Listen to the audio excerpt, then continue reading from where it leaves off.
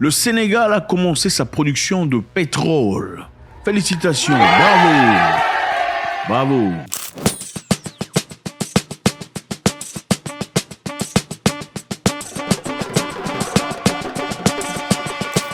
Je suis d'ailleurs en train de prévoir un voyage au Sénégal. La culture, la nourriture, la danse, le catch ou la lutte sénégalaise.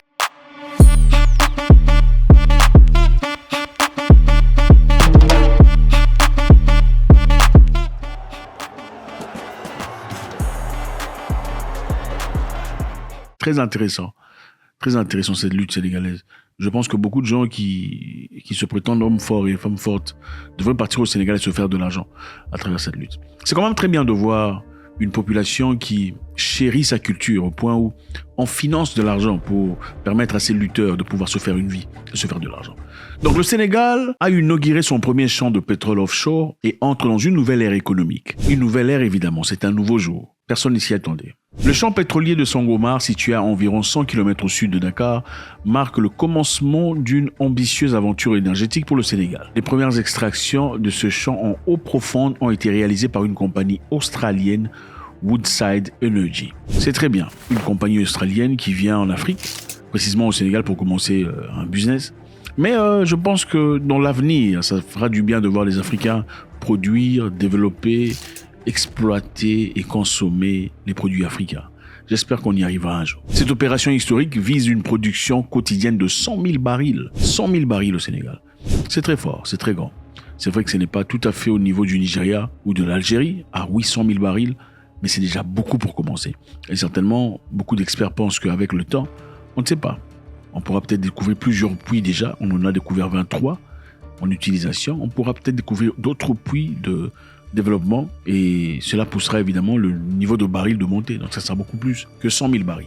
Grâce à ce projet, le Sénégal espère générer des milliards de dollars de revenus. Ouais, l'argent, on a tous besoin d'argent. Ce qui pourrait transformer l'économie du Sénégal. Ces revenus devraient permettre de financer des infrastructures, des programmes sociaux et de dynamiser le secteur économique. Évidemment, avec l'argent qui sera généré à travers le pétrole, ceci permettra au Sénégal de pouvoir redynamiser l'économie et aussi financer les infrastructures. Vous savez, généralement, les pays africains, pour se faire de l'argent pour construire des hôpitaux, on va chercher à la Banque mondiale. C'est honteux. Pour se faire de l'argent pour construire des écoles, on va généralement voir la Banque mondiale, type à l'FMI. C'est honteux. Pour faire des routes, pour faire des établissements, généralement, c'est la Banque mondiale. Nous sommes rentrés dans une situation de difficulté économique qui pose le principe de la relance de notre économie, de façon générale.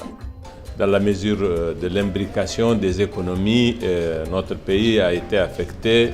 Mais nous avons aussi pu contenir le choc grâce à la mobilisation des partenaires, notamment la Banque mondiale. Et évidemment, la Banque mondiale ne vient pas les mains bredouilles.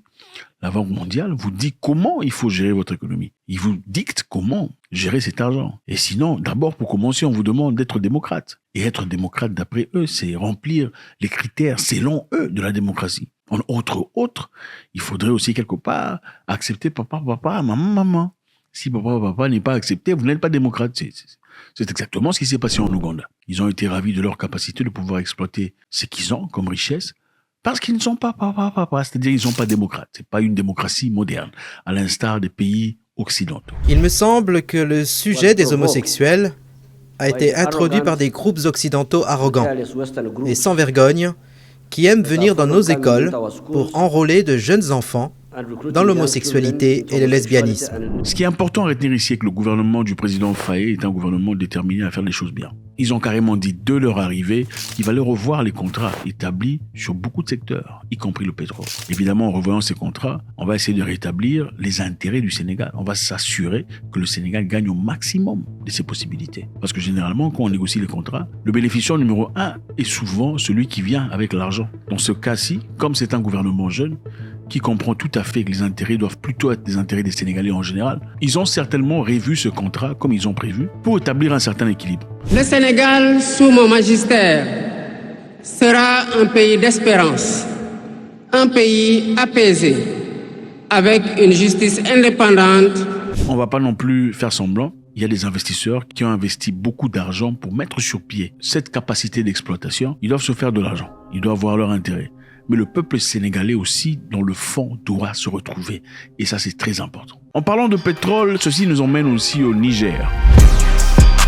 On en a parlé à plusieurs reprises. Il y a un mouvement rebelle au Niger qui lutte pour la libération du président Mohamed Bazoum. Ouais. Curieusement, le président renversé au mois de juillet a subitement un groupe rebelle qui lutte à son propos.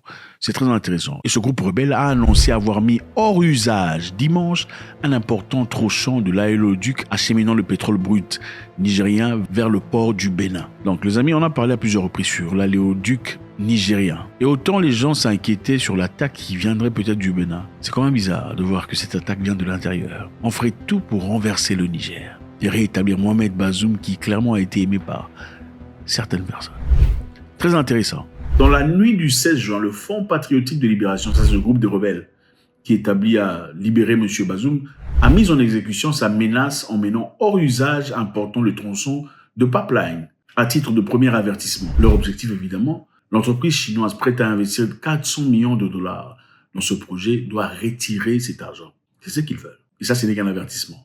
Ils ont indiqué dans un communiqué publié sur les réseaux sociaux avec leur président au nom de Mahmoud Salah. Mahmoud Salah affirme qu'il souhaite l'annulation d'un prêt de 400 millions de dollars. L'argent que les Chinois ont prévu pour financer ce projet de pétrole nigérien. 400 millions de dollars aux putschistes à Niamey, faute de quoi toutes les installations pétrolifères seront paralysées en cours des prochaines actions. Donc on vous dit attention, il faut retirer cet argent, il faut retirer ce projet, sinon on va tout paralyser. Le Niger, les amis, se battent pour un avenir meilleur, pour une clarté suprême, pour le bénéfice du peuple.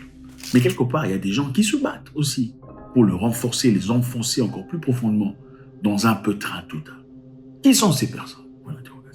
Au départ, les Nigériens refusaient, comme on a vu, d'ouvrir la porte au Bénin parce qu'ils estimaient que l'ennemi se trouvait au Bénin.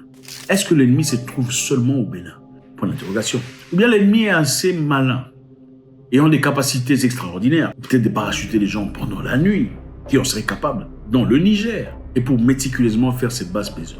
C'est donc ce projet de pipeline qui rendrait le Niger encore beaucoup plus riche et sa population. Une partie de ce projet vient d'être détruite et paralysée par des gens à qui on s'est donné un nom. Et ces gens sont là, prétendument, pour la libération de Mohamed Bazoum. Incroyable. La question qui se pose ici, est-ce que le Sénégal aussi, comme le Niger, avec ce puits de pétrole qui commence à exploiter, objet d'une malédiction totale? Parce que bizarrement, on a l'impression que chaque pays qui a du pétrole ou des choses assez riches à ce niveau-là est soumis à une malédiction évidente et permanente. Regardez l'état du Nigeria. Malgré le pétrole et la richesse qu'il possède, une grande partie du Nigeria, là où il y a le gisement de pétrole, souffre, sont en difficulté. Une instabilité incroyable par des militaires. Est-ce que ceci sera le sort aussi prochain du Sénégal? Puisque jusque-là, tout va bien. Peut-être plus tard, les choses pourront changer. Quelle est d'après vous la réponse du Niger par rapport à cette situation, dans un projet aussi gigantesque qui aurait pu changer la donne, déjà été touché une fois par ce groupe de gens qui se clament libérateurs de Mohamed Bazoum? Faites-moi savoir ce que vous en pensez, c'est toujours avec beaucoup de plaisir. God bless.